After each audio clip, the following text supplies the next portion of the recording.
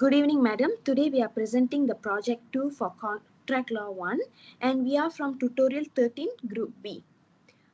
My name is Sweta Suresh Khanna and I'll be presenting about the reward advertisement between Ida versus Cepat Sehat Sendirian Berhad.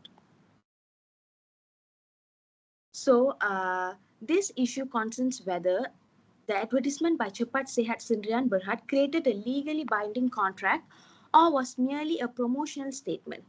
Under Section 2A of the Contract Act 1950, a proposal exists when a person shows willingness to do something within the intention of obtaining acceptance.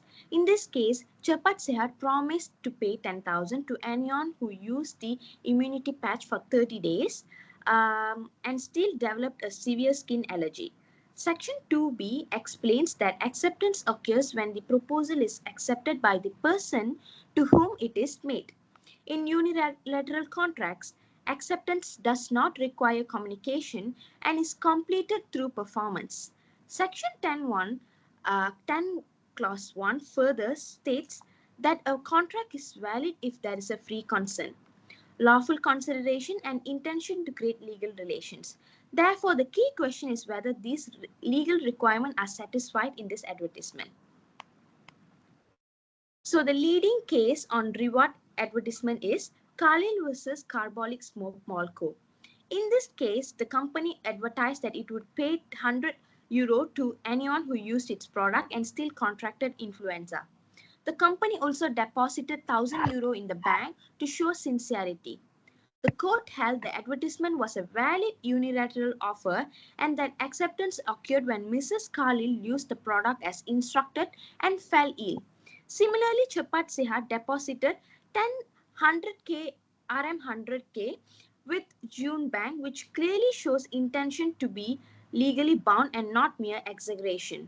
Another supporting case is Lefkowitz versus Great Pinner-Police Surplus Store, where the court held that an advertisement can be an offer if it's clear, definite, and negotiation. Cepat Sehat's advertisement was specific as it to the conditions and reward, making it capable of acceptance. So, applying the law to the facts, Ida clearly fulfilled all the conditions stated in the advertisement. She purchased the immunity patch, used it as daily as directed, and still developed a serious allergic rash within 3 weeks. By performing the required act, Ida accepted that unilateral offer under Section 2B of the Contract Act 1950. There was a valid consideration because Ida spent money and relied on the promise. The statement that RM100K was deposited with June Bank shows clear intention to create legal relations, satisfying Section 10 Clause 1. Therefore, Cepat Sehat cannot argue that the advertisement was merely a promotional gimmick. This refusal to pay amounts to a breach of contract, and Ida is legally entitled to RM 10,000 reward. That's all from me. Thank you. Thank you, madam. My name is Akhtar Azin, and I will be presenting on my behalf of my group on the doctrine of privity. So, regarding my issue, it is on whether Hafiz and Ida can claim RM 50,000 from Johanna State, and whether these children can be considered a valid party to the contract. As when looking at this case, it relates to the doctrine of privity, where only those who are parties to the contract or privy to it can be sued. And as such, no third parties can really provide consideration, and so they cannot claim any contractual rights. So the leading case for this issue is the case of Tweedle and Atkinson, a case that relates heavily to the issue at hand. In this case, the father and the bride of the father had agreed to pay the bride and the groom money for their marriage, similar to the case of Hafiz and Ida. But before the father could have made his payment, the father had unfortunately died, and so the groom had decided to sue the executor of the father's estate. However, in the hell, the court decided to reject his claim, holding that the groom was no actual party to the contract and he had not provided any considerations, reflecting the same level of situation that Hafiz and Ida had found themselves in.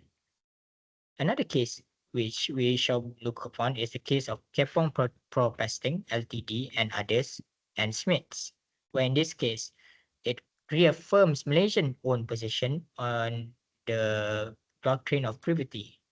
As in the facts of the case, Smiths has assisted Tan Shu Xie in obtaining mining permits and then proceeded to Tan promise Smiths 1% of the value of the iron ore sold. When Kepong Broadcasting Ltd took over the mining operations, it formally adopted and reaffirmed the obligation through prospected executed agreements.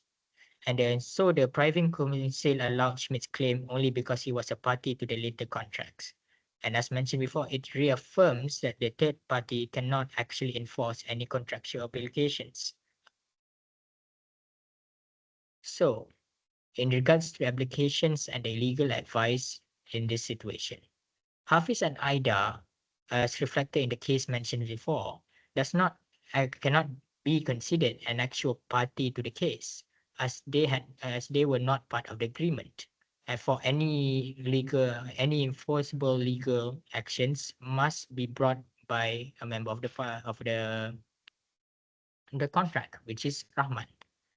And finally, Johan, the executor, is legally correct to refuse the payment. The payment. That is all from me. I will move on to my other teammate. Good evening, madam. I am Rachel from Tutorial 13 Group B. I will be presenting on the issue of intention to create legal relation in a domestic agreement, focusing on the family arrangement between Ida and her mother. Ida was struggling financially when her mother offered that if Ida left her nursing job and study law full-time, she will receive a monthly allowance of 2,000 ringgit until graduation. Relying on this promise, Ida changed her position and began her studies. After 1 year, this agreement arose and the mother stopped paying, insisting that family arrangements aren't contracts. The issue in the facts is whether Ida can enforce her mother's promise to provide her the monthly allowance of 2,000 ringgit until she graduated. The general rule where social domestic relationships are concerned is that there is no intention to create legal relations. Agreements between parents and children are presumed to be based on natural love, affection, and family obligations rather than legal enforcement. Courts are reluctant to enforce such agreements unless there is strong evidence of contractual intent. However, this presumption can be rebutted by clear evidence showing that the parties intend to create legally binding obligations. This evidence may include a written agreement specifying the terms and obligations, situations where parties are no longer in good relations, such as separated spouses, and the presence of financial transactions, particularly in property matters. The first related case is Balfour against Balfour. In this case, a husband worked in Sri Lanka while his wife stayed in England for health reasons. He promised to send her £30 per month. After their relationship deteriorated, he stopped payment and the wife sued the husband. The court of appeal held that the agreement was a domestic arrangement, not a legally binding contract. Domestic agreements between spouses which made in amicable marital relationships are presumed not to be contract. In this case, the promise is oral, made when still in harmonious marriage and never in writing. Therefore, the general presumption that no intention to create relationship exists. There is an exception in the case of married against married. In this case, a husband and wife had separated. The husband agreed in writing to transfer his share of their house to the wife if she paid off the mortgage. After she fulfilled the obligation, he refused to transfer the property. The court ruled that the agreement was legally binding because the couple was not in harmony when the contract was made. When spouses are separated or in dispute, their agreements may be enforceable, especially if they are in writing. Therefore, the presumption is rebutted in this case. Next, in the case of Jones against Padavatan, a mother promised her daughter that she would provide maintenance for her if she moved to England to study law. The daughter later moved into a house purchased by the mother. A dispute arose when the mother claimed for possession of the house from the daughter. None of the above arrangement is recorded in writing. The Court of Appeal held that this was only a family arrangement, not a contract, and the parties had no intention of entering into legal relation. Therefore, the daughter had no legal right to claim ownership of the house. The principle is agreements between parents and children do not create legal relations unless there is clear evidence of legal intent. Next slide. Apply in the facts on Ida and her mother. The promise was made between mother and daughter, clearly falling within a domestic and family relationship. The promise involved the mother providing financial support to enable Ida to pursue further studies. There was no written agreement, no express statement of legal obligations, and the arrangement relied on ongoing family trust and harmony. Unlike married against married, Ida and her mother were not separated or in conflict at the time the promise was made, and the agreement was not put into writing. Therefore, the exception does not apply. Especially the fact is similar to Jones against Padavatan because in both John's case and Ida case, the mother promised to provide maintenance to daughter when they have good relationship, but later stop when relationship turns sour. In John's case, the Court of Appeal held that this was only a family arrangement and not a contract. In conclusion, based on the presumption against legal intention in domestic agreements, the promise made by Ida's mother is not legally enforceable. There was no intention to create legal relations. The promise between Ida and her mother is a family arrangement, not a contract. Therefore, Ida is unable to enforce the 2,000 ringgit monthly allowance against her mother. That's all from me. Thank you, madam. Thank you, Rachel. I'm Yi. Now here's a quick summary of the situation. Ida joined the Ministry of Health under the 5-year government scholarship bond. She resigned after serving only 2 years to work overseas. The government then demanded full repayment of the scholarship bond, which Ida challenged as unfair and punitive. The issue for this situation is whether the government is entitled to recover the entire scholarship bond sum from Ida. Under Section 4 Sub C of Contracts Amendment Act 1976, a scholarship agreement shall not be invalidated on the ground that it lacks consideration. Applying this provision, Ida's scholarship agreement with MOH is valid and legally enforceable. Her argument on unfairness does not affect the validity of contract. Her resignation before completing the bonded period constitutes a breach of contract. Next, please.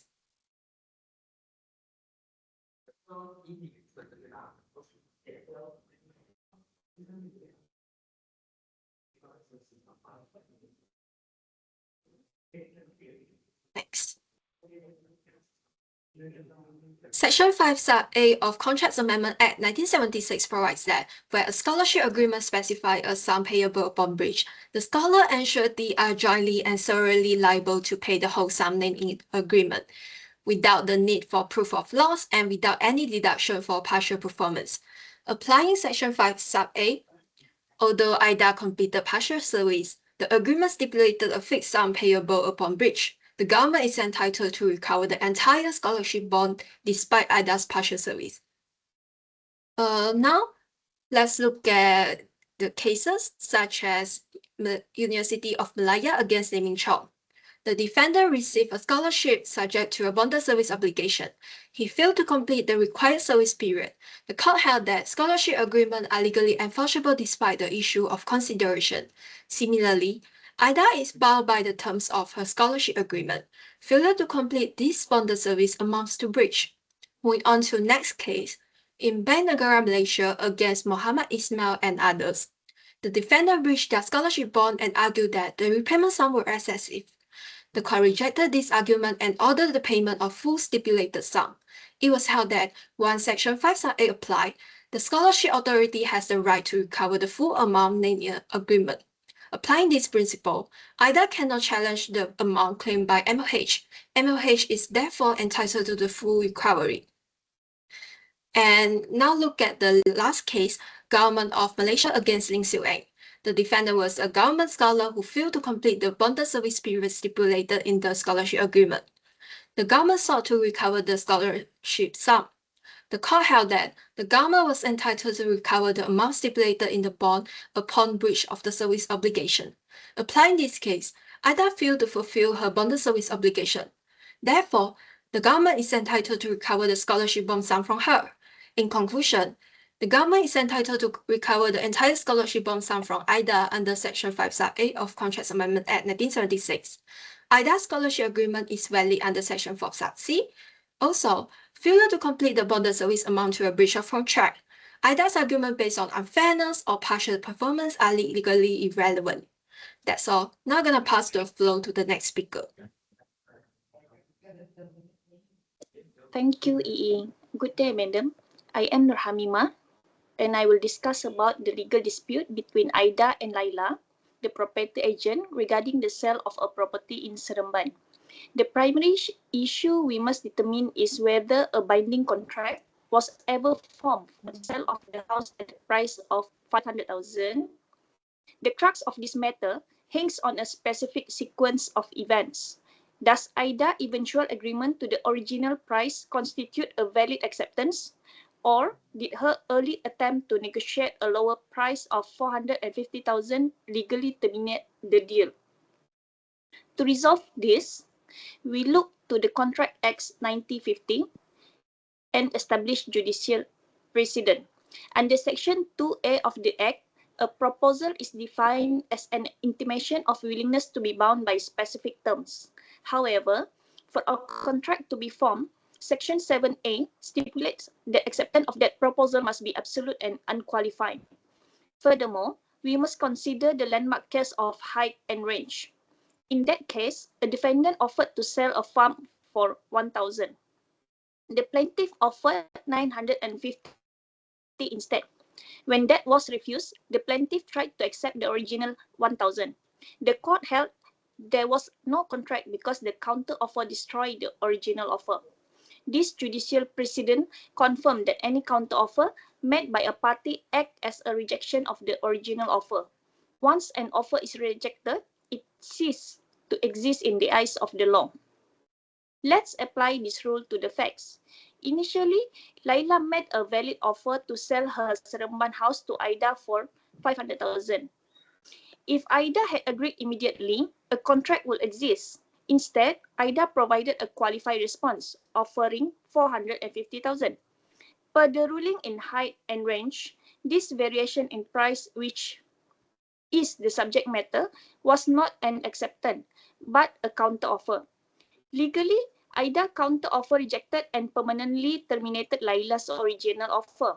Consequently, when IDA later messaged Laila saying she would pay the original 500,000, this was not an acceptance. It was a new offer. Entirely because the original offer had already lapsed and no longer existed. In conclusion, the final legal determination is that no binding contract exists.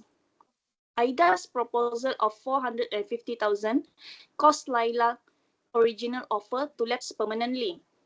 As an advice for IDA, you cannot legally compel Laila to sell the house.